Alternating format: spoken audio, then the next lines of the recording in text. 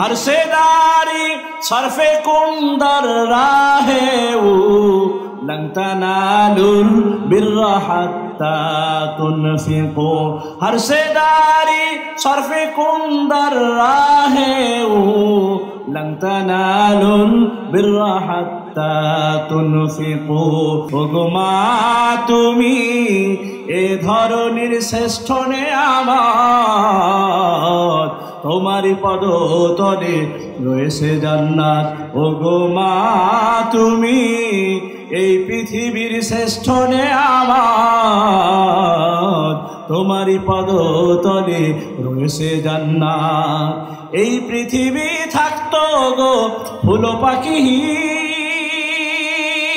এই পৃথিবী থাকতো গো মায়ামোহহীন যদি না থাকতো মায়ের মায়ারি হাত ওগো মা তুমি এই ধরনের শ্রেষ্ঠ নেয়ামত তোমারি পদতলে রয়েছে জান্নাত ওগো মা তুমি এই ধরনের শ্রেষ্ঠ নেয়ামত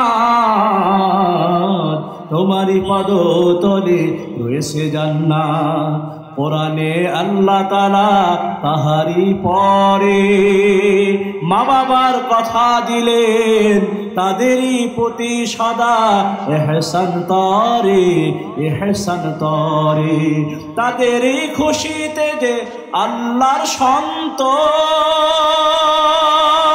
তাদেরই রাগে যে রব হয় অসন্তোষ খোদারি রহম তারা আল্লাহরি রহম তারা এ ধরার বরকত ওগো মা তুমি এই ধরনের শ্রেষ্ঠ নেয়ামত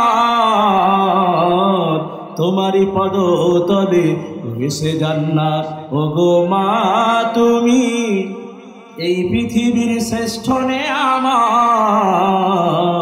তোমারি পদতলে রয়েছে জান্নাত আমার মুসলমান ভাইরা ফতোয়ায়ে কাজী খানের মধ্যে লেখা হয়েছে ইস্তিমাউল মালাহি মাসিয়া দুনিয়ার জমিনে কত মজলিস রয়েছে যেগুলো হলো গুনাহের মজলিস এই গুনাহগুলোকে মানুষ টাকা দিয়ে ক্রয় করে সময় দিয়ে ক্রয় করে বুদ্ধি দিয়ে ক্রয় করে আসে না নাই আমার বাবারা বন্ধুরা এই মজলিসের মধ্যে গান বাজনার মজলিসের মধ্যে যারা বসবে ইস্তিমাউল মালাহি মাসিয়া ওয়াল জুলুস আলাইহা ফিস যারা ওই গান বাজনার মজলিসের মধ্যে বসবে কেমন যেন ওই মানুষগুলো গুনাহগার হয়ে গেল ওয়াতালাদ্দু বিহা মিনাল কুফর যারা ওই গান বাজনার মজলিসে বসিয়া লজ্জাত হাসিল করবে মজা হাসিল করবে কলবের মধ্যে এক ধরনের শান্তি অনুভূত করবে আল্লাহর নবী বলেন কেমন যেন ওই মানুষগুলো কুফরি করে ফেলল আমার বন্ধুরা যারা এই মাজালিসুর রহমানের মধ্যে আসবেন ওয়াজ মাহফিলের ময়দানে আসবেন আল্লাহর নবী বিশ্ব নবী সাল্লাল্লাহু আলাইহি ওয়াসাল্লাম বলেন আল্লাহ তাআলা তার নৈকট্যপ্রাপ্ত ফেরেশতাদের সাথে আপনাকে আমাকে নিয়ে কথোপকথন করে আপনার আমার ব্যাপারে কথা বলে ফেরেশতাদেরকে ডাক দিয়ে বলে ফেরেশতারা রে ওই মাজালিসুর রহমানের মধ্যে আমার যে সমস্ত বান্দারা বসেছি ও ফেরেশতারা তারা কি আমাকে দেখেছে আমার জাহান্নামকে দেখেছে আমার জান্নাতকে দেখেছে আর রব্বুল আলামিন আসমান জমিনের মালিক সব কিছু জানে তারপরও ফেরেশতাদের কাছে জিজ্ঞাসা করে ফেরেশতারা বলে আল্লাহ আপনি তো ভালো করে জানেন ও মালিক আপনার বান্দারা কি জন্য বসেছে ও মালিক তারা জাহান্নাম থেকে মুক্তি চায় জান্নাত পাওয়ার আশা নিয়ে তারা ওখানে বসেছে আল্লাহ কত সন্তান মা হারায়া ওই ময়দানের মধ্যে বসেছে শেষ মোনাজাতে তারা মায়ের জন্য দোয়া করবে ও মালিক কতজন বাবা হারায়া ওই মজলিসের মধ্যে বসেছে বাবার জন্য শেষ মোনাজাতে দোয়া করবে আসমান ওয়ালা মালিক বলে ফেরেশতারা রে তারা কি আমার জান্নাত দেখেছে? তারা কি আমার জাহান্নাম দেখেছে? বলে আল্লাহ তারা আপনার জাহান্নাম দেখে নাই, ও মালিক তারা আপনার জান্নাত দেখে নাই, আল্লাহ আপনাকেও দেখে নাই। রব্বুল আলামিন ডাক দিয়ে বলে ফেরেশতারা রে, আমার যেই বান্দা বান্দি আমাকে দেখেন না দেখিয়া, জাহান্নামকে না দেখিয়া, জান্নাতকে না দেখিয়া, এত কিছু না দেখার পরেও যারা আমার উপরে ঈমান এনেছে, বিশ্বাস করেছে, জাহান্নামকে ভয় পায়, জান্নাতকে ভয় পায়, জান্নাতের তামান্না অন্তরের মধ্যে রেখে দিয়েছে, ওদেরকে খালি হাতে ফিরিয়ে দিও না। শেষ মোনাজাত দিয়ে যখন চোখের পানি ফেলাইয়া আমার বান্দারা তওবা করবি, আমার কাছে ফরিয়াদ জানাবি, ওদের তামাম জীবনের গুনাহ খাতাগুলো মাফ করে দিয়ে নিষ্পাপ মাসুম বানাইয়া ওদের ঘরে ফিরিয়ে দিবা। আমার মুসলমান ভাইরা, এজন্য যারা এই মাজালিসুর রহমানের মধ্যে এসেছেন আপনারা বড় ভাগ্যবান। আল্লাহ তাআলা আপনাদেরকে বাছাই করে এখানে নিয়ে আসছি। এবার যান, কতজন আরামের ঘুম ঘুমাইতেছে, আল্লাহ তাআলা আপনার চোখের ঘুম কেড়ে নিয়ে এই মাজালিসুর রহমানের মধ্যে বসাইছি। ও বাজান, দুনিয়ার জমিনে এই শীতের মৌসুমে মানুষ ধান কাটে, ধান কেটে বাড়িতে নিয়ে আসে, এই ধানগুলো আবার পরিষ্কার পরিচ্ছন্ন করে, সলিড ধান যেগুলো, এই ধানগুলো একত্রিত করে, আর যেগুলো 2 নম্বর ধান বাতাসের সাথে বাতাস দিয়ে দিয়ে সেগুলো পৃথক করে ফেলে, ঠিক কিনা? আমার বাবারা, বন্ধুরা, আপনারা যারা এখানে বসতে পেরেছেন, আসতে পেরেছেন, আপনারা হলেন ওই সলিড ধানের মতো।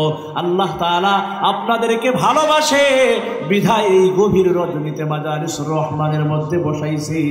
বাজান, শেষ মোনাজাতে মায়ের জন্য দোয়া করিও, শেষ মোনাজাতে বাবার জন্য দোয়া করিও। তুমি অসুস্থ মানুষ, আল্লাহর কাছে কান্নাকাটি করে দোয়া করিও। এই গভীর রাতে তোমার আমার ডাক শুনবে কে?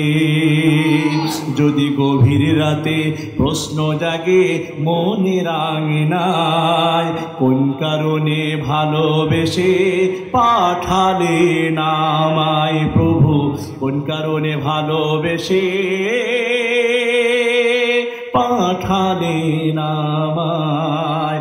যদি এই গভীর রজনীতে বালিশের সাথে মাথা লাগাইয়া একটুখানি যদি চিন্তা করো যে আল্লাহ আমাকে কেন পাঠাইলো, এই দুনিয়ার জমিনে কি উদ্দেশ্যে আল্লাহ পাঠাইছে, ও বাজার, যদি সঠিকভাবে তুমি চিন্তা করো, তোমার দিমাগ সাক্ষী দিবে, তোমার অন্তর সাক্ষী দিবে, এই দুনিয়ায় আল্লাহর ইবাদত বন্দেগী করা লাগবে, এই দুনিয়ায় আল্লাহর দাসত্ব করা লাগবে, আল্লাহর গোলামি করা লাগবে।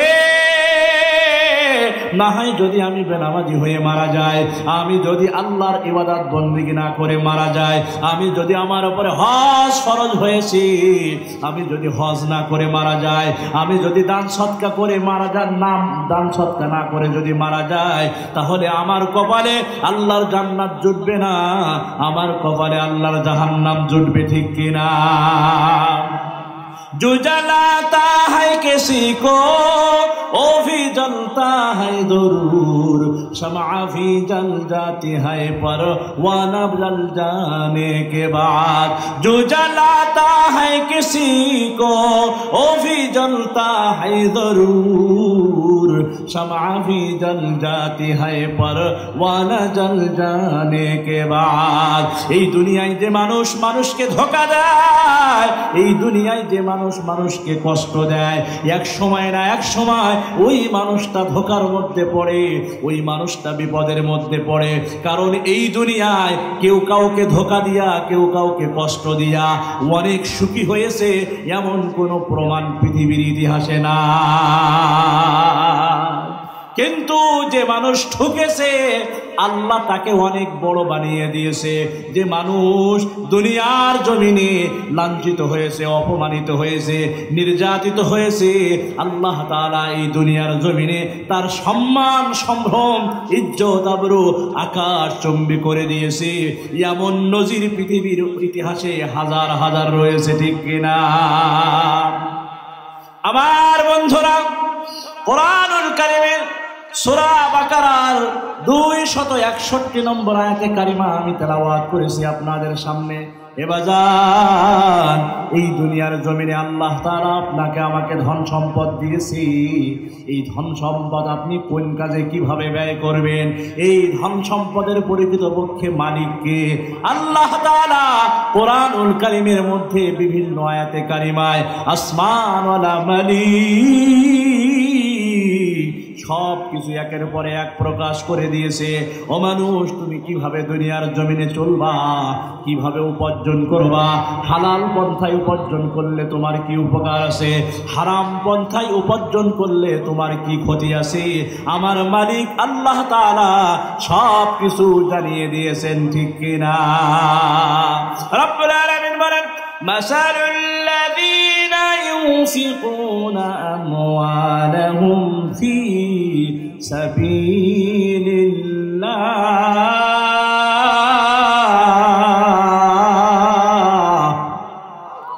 আল্লাহ রাব্বুল আলামিন বলেন, যারা তাদের ধন সম্পদ থেকে আল্লাহর রাস্তায় আল্লাহর সন্তুষ্টির জন্য খরচ করে, তাদের দৃষ্টান্ত হলো ওই শস্য বীজ যাহা হইতে গজাইল ৬০টি শীষ, আর প্রত্যেকটা শীষে আল্লাহ তাআলা ১০০ করে দানা উৎপাদন করলো। সুবহানাল্লাহ। আমার বাবারা, বন্ধুরা, এই দুনিয়ার জমিনে আমরা ধান বপন করি, একটা ধান থেকে অনেকগুলো ছড়ি বের হয়, অনেকগুলো গাছ বের হয়, আবার ওই এক একটা গাছে এক একটা শীষ আল্লাহ দান করে, কিন্তু ওই শীষের মধ্যে দেখা যায় অনেকগুলো ধান আল্লাহ তাআলা দান করে, ঠিক কিনা? মিসাল দিয়েছে, দুনিয়ার জমিনে যারা আল্লাহর রাস্তায় আল্লাহর সন্তুষ্টির জন্য খরচ করবে, দান করবে, ব্যয় করবে, তাদের দৃষ্টান্ত হলো এমন, আল্লাহ তাআলা ইয়াকে 10 গুণ বৃদ্ধি করে দিবে, 10 থেকে 700 গুণ বৃদ্ধি করবে। এরপরে বেগায়ের হিসাব সওয়াব আল্লাহ তাআলা বান্দার আমলনামায় দিয়ে দিবে। হর সেদারি সরফে কুমদার রাহে لن تنالوا البر حتى تنفقوا हर से दारी सर्फ कुंदर राहे لن تنالوا البر حتى تنفقوا। রব্বুল আলামিন কুরআনুল কারীমের মধ্যে বলেন, তোমরা তোমাদের সবচেয়ে প্রিয় বস্তু আল্লাহর রাস্তায় দান করবে, তাহলে তোমরা পুণ্যবান হবে, নেকি উপার্জন করতে পারবে।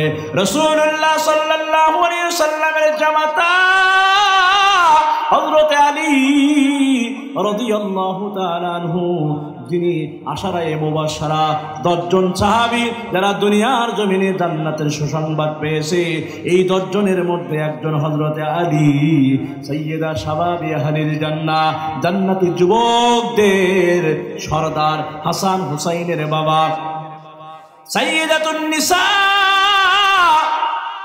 জান্নাতি রমণী যারা হবে, এই রমণীদের সরদার যিনি হবেন হযরতে ফাতেমাতুজ জাহরা রাদিয়াল্লাহু তাআলা আনহা এর স্বামী, আল্লাহর হাবিব, যিনি দুজাহানের পয়গম্বর নবী মুহাম্মদুর রাসূলুল্লাহ সাল্লাল্লাহু আলাইহি ওয়াসাল্লামের কলিজার টুকরা হযরতে ফাতেমা রাদিয়াল্লাহু তাআলা আনহা এর স্বামী হযরতে ফাতেমা একদিন হঠাৎ অসুস্থ হয়ে গেল। আমার বাজার, অন্তরটা নরম করে দাও, দেখো আল্লাহর রাস্তায় দান করলে আল্লাহ কিভাবে এটার প্রতিফলন দান করে। একে আমার মালিক 10 দেয়, শুধু 10 দিয়ে ক্ষান্ত না, এটাকে আবার 700 গুণ পর্যন্ত বৃদ্ধি করে দেয়। এতটুকুতে ক্ষান্ত নয়, আল্লাহ তাআলা বেগায়ের হিসাব হাজার হাজার লক্ষ লক্ষ কোটি কোটি মিলিয়ন ট্রিলিয়ন এর উপরে আর কোনো হিসাব নাই। এক কথায় বেগায়ের হিসাব সওয়াব আমার মালিক আল্লাহ দান করে দেয়। আল্লাহু ইদাইফু লিমান ইয়াশা।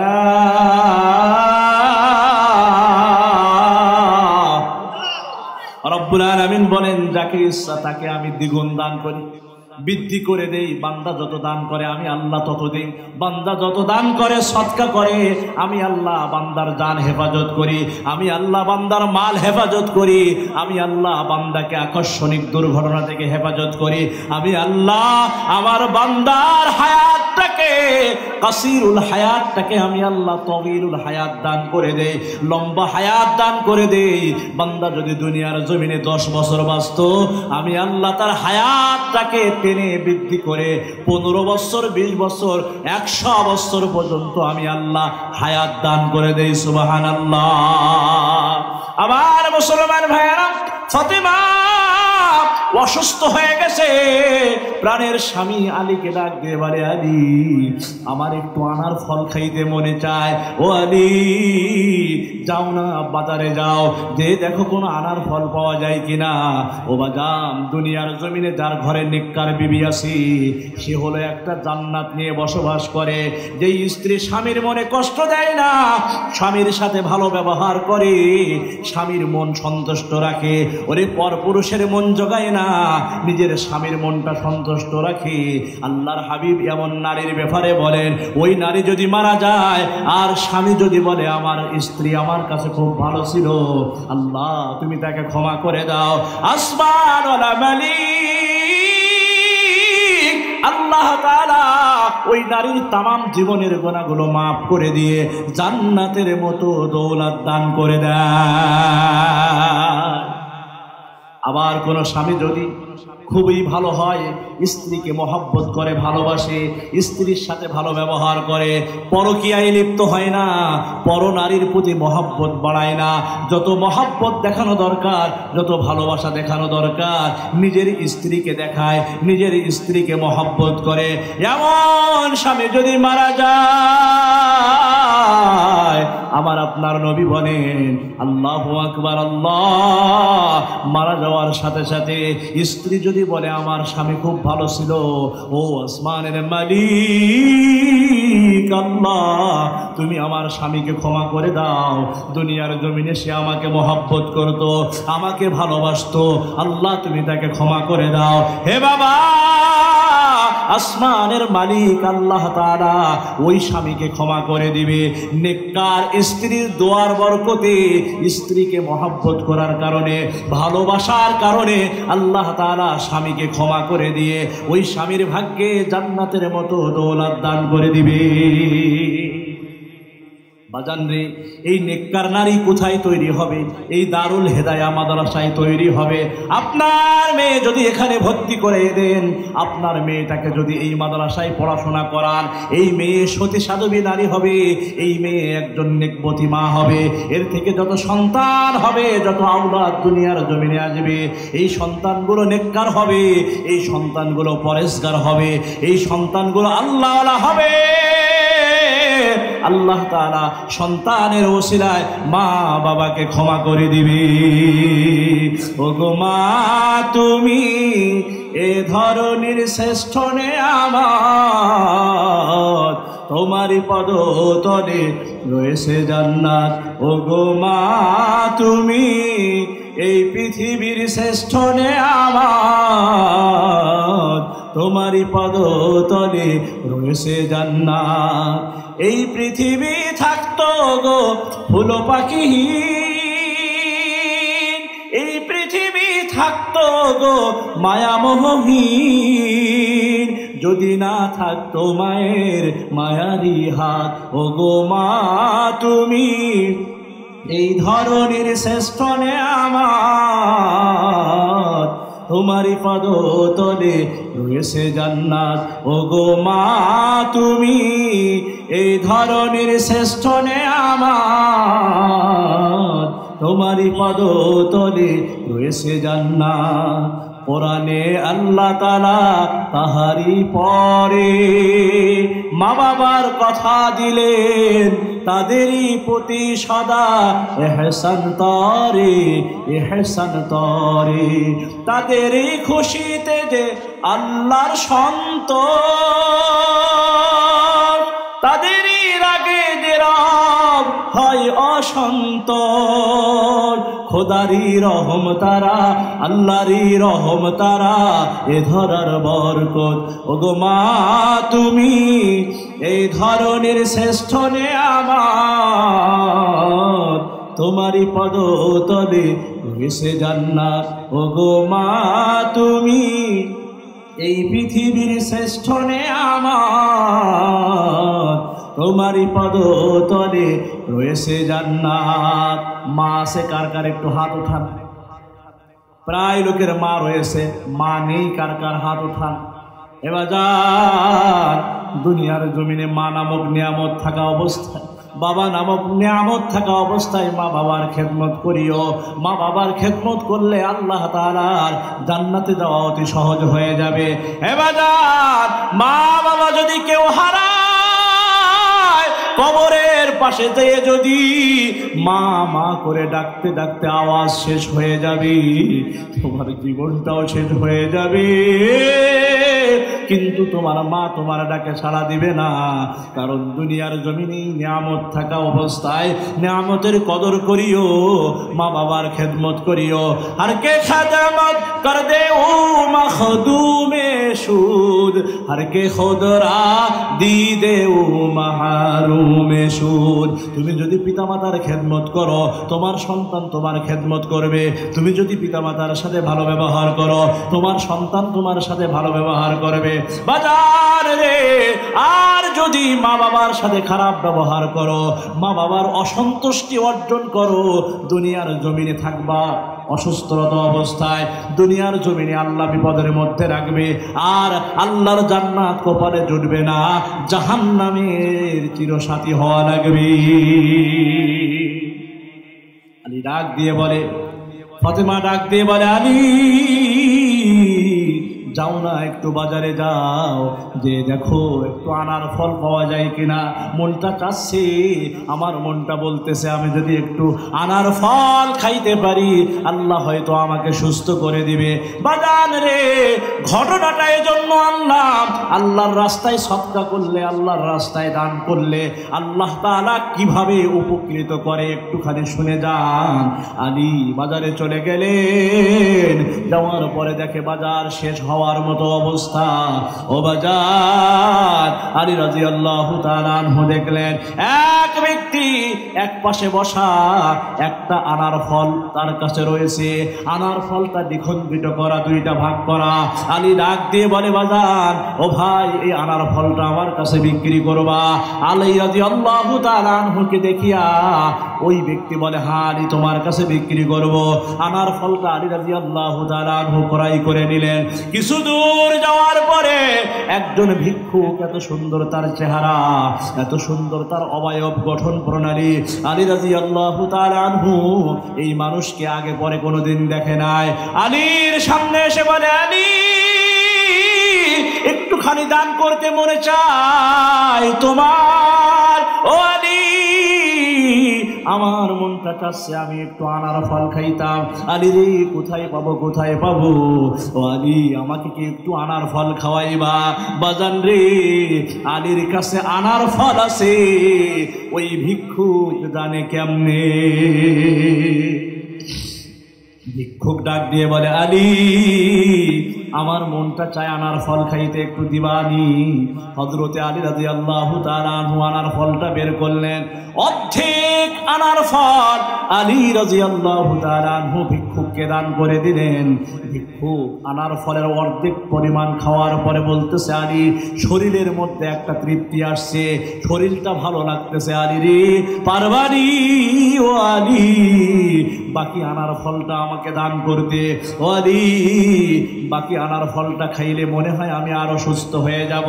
মুসলমান ভাইয়ারে আমার, আল্লাহর নিদর্শন কুদরত বোঝা বড় দায়। আল্লাহ তাআলা তুইজ্জু মান তাশা ওয়া তুযিল্লু মান তাশা, যাকে ইচ্ছা ইজ্জত দান করে কে? আর জোরে বলেন কে? যাকে ইচ্ছা বেইজ্জতি করে কে? আমার আল্লাহ পাক রব্বুল আলামিন, ইজ্জতের মালিক, বেইজ্জতির মালিক, সব কিছুর ক্ষমতা কার হাতে? আমার বাবারা, বন্ধুরা, আলী রাদিয়াল্লাহু তাআলা আনহু বাকি আনার ফলটাও দান করে দিলেন। ভিক্ষুক সুন্দর মতো পুরো আনার ফলটা খাওয়ার পরে বলে, আলী রে, আমার শরীরটা এখন ভালো লাগতেছে। ও আলী, আমার মন বলতেছে আমি পরিপূর্ণ সুস্থ হয়ে গেছি। আলী রাদিয়াল্লাহু তাআলা আনহু খুশি হয়ে গেলেন। ভিক্ষুককে ডাক দিয়ে বলে, আল্লাহর বান্দা, তুমি আমার জন্য দোয়া করো, আমার বাসায় আমার বিবি অসুস্থতার জন্য দোয়া করো। আল্লাহর পাঠানো ওই ভিক্ষুক আলীর জন্য দোয়া করে দিলেন, ফাতেমার জন্য দোয়া করে দিলেন। আমার বাজানেরা দেখেন, আল্লাহর রাস্তায় দান করলে, আল্লাহর রাস্তায় সদকা করলে আল্লাহ কিভাবে মানুষকে উপকৃত করে। ফাতেমা রাদিয়াল্লাহু তাআলা আনহা বিছানায় পড়া ছিলেন, ওঠার মতো কোনো শক্তি ছিল না, উঠবে এমন শক্তি তার গায়ে ছিল না। কিন্তু আলী যখন অর্ধেক পরিমাণের আনার আল্লাহর রাস্তায় দান করছে, ফাতেমা অর্ধেক সুস্থ হয়ে গেছে। পুরা আনার যখন আল্লাহর রাস্তায় আল্লাহর সন্তুষ্টির জন্য দান করে দিল, ফাতেমা পুরাপুরি সুস্থ হয়ে গেল। সুবহানাল্লাহ। এবার ফাতেমা দরজার ফাঁক দিয়ে তাকায়, দেখে আমার প্রাণের স্বামী আলী আসতেছে কিনা। মুসলমান ভাইরা রে আমার, দেখেন একটা সতী নারী যদি ঘরে থাকে, একটা নেককার বিবি যদি আপনি আমি আমরা যারা বিবাহিত, আমাদের ঘরে যদি একটা নেকবক্ত নারী থাকে, একটা নেককার রমণী থাকে, ও সব সময় পাহারা দিবে, ও সব সময় নিজের স্বামীর খোঁজ খবর রাখবে। কোথায় আছে আমার প্রাণের স্বামী, কখন বাড়িতে আসবে, এই চিন্তা চেতনায় সময় গুনবে। আর যদি বদকারী স্ত্রী ঘরের মধ্যে থাকে, স্বামী ঘরের মধ্যে আসার সাথে সাথে ইউক্রেন রাশিয়ার যুদ্ধ শুরু হয়ে যাবে, ঠিক কিনা? স্বামী অনেক কষ্ট করে বাসায় চলে আসছে, বিবিকে ডাক দিয়ে বলে, বিবি রে, এক গ্লাস পানি দাও, ওই পারলে ঢেলে খাও, আমার হাতে কাজ রয়েছে। আর নেককার বিবি যদি থাকে, সাথে সাথে আপনাকে বলা লাগবে না, শরবত চিপে, লিবু চিপে শরবত বানায়া এক গ্লাস পানি আপনার জন্য রেডি করে রাখবে। যখন আপনি ঘরের মধ্যে ঢুকবেন, মুস্কি হেসে আপনাকে সালাম দিবে, আর আপনার পাশে এসে বলবে, স্বামী গো, আজকে সারাটা দিন হয়তো আপনার অনেক কষ্টে সময় গেছে, আপনি বসেন, আপনার জন্য আমি শরবতের ব্যবস্থা করতেছি। পাখা নিয়ে আপনার মাথার কাছে বাতাস করবে। ও মুসলমান ভাই, এমন নেককার বিবি যদি কারো ঘরে থাকে, আল্লাহর হাবিব বলেন ওই ঘরটা জান্নাতের একটা অংশ। আমার বাবারা, বন্ধুরা, ঘরের নারী কিভাবে নেককার হবে, কিভাবে দিনদার হবে, এর একটা কৌশল বর্তমান সময়ে চলতি ফিরতি মাদ্রাসা, দাওয়াতে তাবলীগ, আপনি কিছু ইসলামিক বই আপনার ঘরের মধ্যে নিয়ে আসে, কাছে আপনি ভালো ভালো বই পুস্তকগুলো দেন। আপনার বিবি যখন ওইগুলো অধ্যয়ন করবে, ওই বইগুলো স্টাডি করবে, রাসূলের জীবনী পড়বে, সাহাবায়ে কেরামের জিন্দেগি পড়বে, মহিলা সাহাবীদের জিন্দেগি পড়বে, মা ফাতেমা রাদিয়াল্লাহু তাআলা আনহার জীবনী পড়বে, খাদিজাতুল কুবরা রাদিয়াল্লাহু তাআলা আনহার জীবনী পড়বে। তারা স্বামীর সাথে কিরূপ ব্যবহার করেছে, তারা স্বামীর সাথে কিভাবে আলাপ আচরণ করেছে, এই দৃষ্টান্তগুলো যখন আপনার আমার ঘরের মা বোনের সামনে ফুটে উঠবে, ওই মা ওই বোন জীবনে কোনোদিন স্বামীর সাথে খারাপ ব্যবহার করবে না, ঠিক কিনা? আল্লাহর নবী সাহাবী হযরত আলী রাদিয়াল্লাহু তাআলা আনহু আস্তে আস্তে বাড়ির দিকে চলতেছে, আর মনে মনে ভাবতেছে, হায়রে, আমি ফাতেমাকে কি জবাব দিব, আমার ফাতেমার সামনে আমি দিয়ে কিভাবে মুখ দেখাইব। আমার বিবি কোনোদিন আমার কাছে কোনো কিছু চায় না, আর চাইতে গেলেও অনেকবার তোলামনা করে, লজ্জাবোধ করে। আমার বিবি আমার কাছে একটা আনার ফল খাইতে চাইলো, আমি আমার বিবিকে সেটা দিতে পারলাম না। আলী রাদিয়াল্লাহু তাআলা আনহু আস্তে আস্তে কোটি কোটি পায়ে বাড়ির দিকে রওনা হয়ে গেল। কিছু দূর যাওয়ার পরে, একেবারে বাড়ির কিনারায় কাছাকাছি যাওয়ার পরে, ফাতেমা রাদিয়াল্লাহু তাআলা আনহা ওদিকে ঘর থেকে বাহিরে দৃষ্টি দিচ্ছে যে আমার আলী কখন আসবে, আমার আলী আসতেছে কিনা। আমার মুসলমান ভাইরা, হযরতে ফাতেমা দরজার আড়াল থেকে দেখে আলী কিছুটা ইতস্তত করতেছে ঘরে ঢুকতে। ঘরের ভিতর থেকে আওয়াজ দিলেন, আলী, তুমি বাড়িতে চলে আসো, আমি এখন পরিপূর্ণ সুস্থ হয়ে গেছি। সুবহানাল্লাহ। আলী রাদিয়াল্লাহু তাআলা বাড়ির দিকে চলে গেলেন, বাড়ির কিনারায় চলে গেলেন। ঘরের দরওয়াজার সামনে যাওয়ার সাথে সাথে ফাতিমা রাদিয়াল্লাহু তাআলা আনহা ভিতর থেকে সালাম দেয়। আলী সালামের জবাব দেয়, বলে আলী ঘরের ভিতরে চলে আসো, আল্লাহ আমাকে সুস্থ করে দিছে। আলী রাদিয়াল্লাহু তাআলা আনহু ডাক দিয়ে বলে, ফাতিমা আমি দেখে গেলাম তুমি অসুস্থ, কিভাবে তুমি সুস্থ হয়ে গেলে? বলে আলী তুমি যখন বাজারের দিকে চলে গেছো, কিছুক্ষণ পরে দেখি আমার শরীরটা ভালো লাগে, এর কিছুক্ষণ পরে দেখি আমি পরিপূর্ণ সুস্থ হয়ে গেছি। সুবহানাল্লাহ। মুসলমান ভাইয়ারে আমার, ওদিক দিয়ে রাসূলুল্লাহ সাল্লাল্লাহু আলাইহি ওয়াসাল্লামের দরবারে আরেকটা ঘটনা ঘটে যায়। আল্লাহর হাবিব সাল্লাল্লাহু আলাইহি ওয়াসাল্লামের দরবারে এমন সুন্দর অবয়ব গঠন প্রণালীর একজন মানুষ ইতিপূর্বে সাহাবায়ে কেরাম কোনোদিন দেখে নাই। এক খাসি আনার নিয়ে আল্লাহর হাবিবের দরবারে চলে আসলেন। সাহাবায়ে কেরাম আশ্চর্যান্বিত হইলেন, এই ব্যক্তিকে কোনোদিন দেখি নাই, কোথা থেকে হঠাৎ করে আসলো, এক খাসি আনার নিয়ে আসলো। সাহাবায়ে কেরাম ভাবতেছে মনে হয় বিশ্ব নবী সাল্লাল্লাহু আলাইহি ওয়াসাল্লাম এই আনারগুলো আমাদের মাঝে বন্টন করে দিবি। আল্লাহু আকবার, আল্লাহ আল্লাহর কুদরত বুঝতে আমাদের অনেক দেরি হয়ে যায়। মুসলমান ভাইয়ারে আমার, আল্লাহর হাবিব বিশ্ব নবী সাল্লাল্লাহু আলাইহি ওয়াসাল্লাম মুস্কি হাসি দিয়ে বললেন, এই আনারের খাসিটা আমার আলীর বাড়িতে পৌঁছে দাও। রাসূলুল্লাহ সাল্লাল্লাহু আলাইহি ওয়াসাল্লামের বিশিষ্ট একজন সাহাবীকে ওই এক খাসি আনার তার মাথার উপরে দিয়ে আলী রাদিয়াল্লাহু তাআলা আনহুর বাড়িতে পাঠাই দিলেন। আমার বাবারা, বন্ধুরা, হে নওজোয়ান ভাইয়েরা, পর্দার আড়ালের মা বোনেরা, আল্লাহর রাস্তায় দান করলে আল্লাহ কিভাবে বৃদ্ধি করে দেয় নগদ প্রমাণ আলী রাদিয়াল্লাহু তাআলা আনহুর এই ঘটনা থেকে। আল্লাহর নবীর সাহাবী এক খাসি আনার নিয়ে আলীর দরজার সামনে চলে যেয়ে বলতেছে, আলী রে দরজা খোলো, আমার মাথা ফেটে যাওয়ার মতো উপক্রম হচ্ছে। হযরতে আলী দরজা খুলে দেখে বয়োবৃদ্ধ একজন সাহাবী, তার মাথার মধ্যে এক খাসি আনার রয়েছে। আল্লাহর নবীর সাহাবী আলী ডাক দিয়ে বলে, হে রাসূলুল্লাহ সাল্লাল্লাহু আলাইহি ওয়াসাল্লামের সাহাবী, এই আনার কোত্থেকে নিয়ে আসলা, কে পাঠাইলো? ডাক দিয়ে বলে, আলী বিশ্বনবী জনাবে মুহাম্মদুর রাসূলুল্লাহ সাল্লাল্লাহু আলাইহি ওয়াসাল্লামের দরবারে আগন্তুক এক ব্যক্তি এক খাসি আনার নিয়ে আসছে, সেগুলো আমি তোমার সামনে নিয়ে আসলাম। আল্লাহর হাবিব তোমাকে এটা হাদিয়া দিয়েছেন।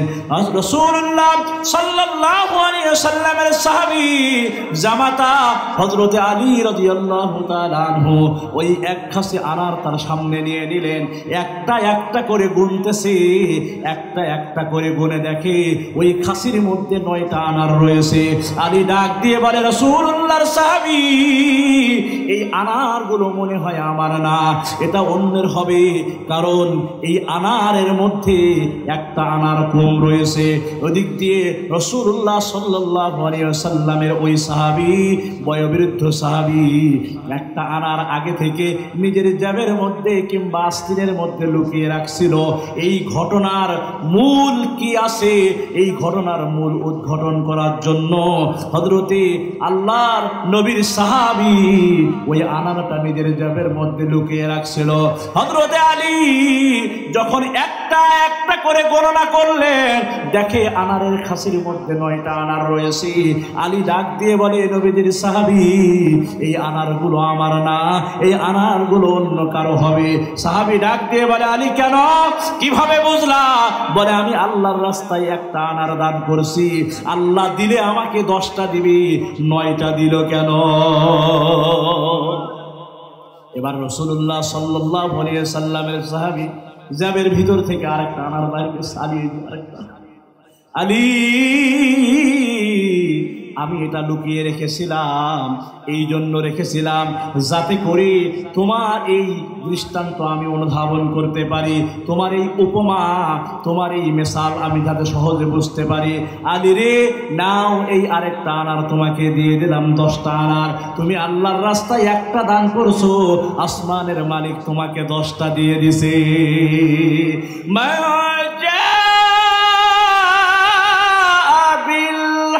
হাসানাতি ফালাহু আশারু আমসালিহা।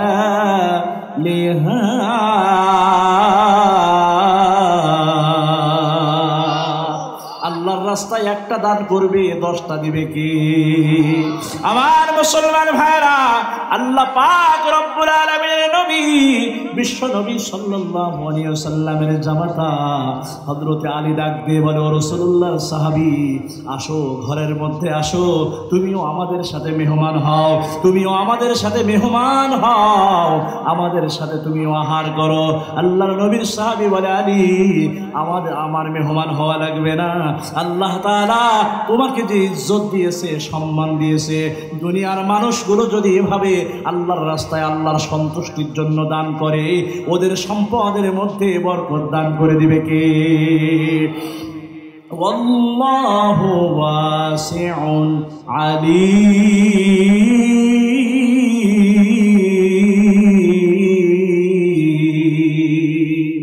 আল্লাহ তাআলা প্রাচুর্যের অধিকারী, মহাজ্ঞানী আল্লাহ তাআলা। এই ধন সম্পদ দেওয়ার মালিক কে? আরো জোরে বলেন কে? এই ধন সম্পদ কেড়ে নেওয়ার মালিক কে? হে মুসলমান ভাই, এজন্য আল্লাহর সন্তুষ্টির জন্য যদি আল্লাহর রাস্তায় দান করো, আল্লাহর রাস্তায় খরচ করো, যতটুকু সম্পদ আল্লাহ তোমাকে দিয়েছে ওই সম্পদ সব আল্লাহ চায় না, ওখান থেকে অল্প কিছু সম্পদ আল্লাহর সন্তুষ্টির জন্য, আল্লাহর রাজামন্দি হাসিলের জন্য যদি আল্লাহর ঘরে, নবীর ঘরে, মসজিদ মাদ্রাসায় দান করো, তাহলে এই দানের সওয়াব দান করে দিবে কে? আল্লাহু ইদাইফু লিমান ইয়াশা।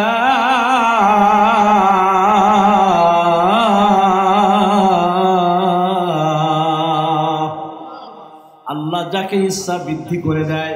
এর বাস্তব প্রমাণ হলো হযরতে আলী কাররামাল্লাহু ওয়াজহা, ঠিক কিনা?